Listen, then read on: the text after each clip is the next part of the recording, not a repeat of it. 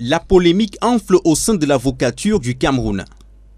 À moins de 24 heures du délai de réception des dossiers pour l'entrée en stage, ils sont des milliers, ces jeunes diplômés des facultés de droit, qui n'ont pas encore obtenu de lettres de parrainage.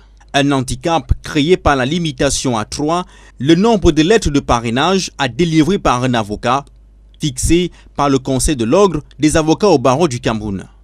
Selon Maître Christian Timban, c'est une violation des textes juridiques en la matière et de l'arrêté du 18 décembre 2023 du ministère de la Justice qui a lancé cet examen. Les deux textes réglementaires disent tout simplement que l'avocat qui peut parrainer doit avoir au moins 5 ans d'exercice professionnel. Il n'y a pas d'autres conditions. Mais curieusement, le Conseil de l'ordre a décidé de passer outre cet arrêté-là en fixant d'autres conditions. Premièrement, la limitation du nombre de lettres de parrainage que peut délivrer un avocat à 3.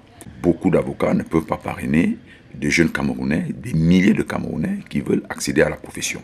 Cette restriction des lettres de parrainage entraîne inéluctablement une sorte de marchandage, éliminant ainsi les candidats issus de la couche sociale défavorable, déplore Maître Timban, membre du collectif de défense des droits des candidats. Des sommes faramineuses sont demandées aux postulants à cet examen, d'autres payent, d'autres ont payé malheureusement, mais les pauvres ne peuvent pas payer.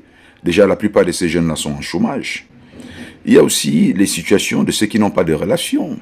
Quand vous n'avez personne dans votre famille, vous savez, les lettres de parrainage, elles sont données aussi sur des critères subjectifs. La plupart des lettres de parrainage sont données sur la base de ces critères-là. Donc ceux qui n'ont pas de relations, ceux qui n'ont pas d'argent sont totalement exclus. Le barreau ne s'est pas encore exprimé sur la situation ô combien préoccupante.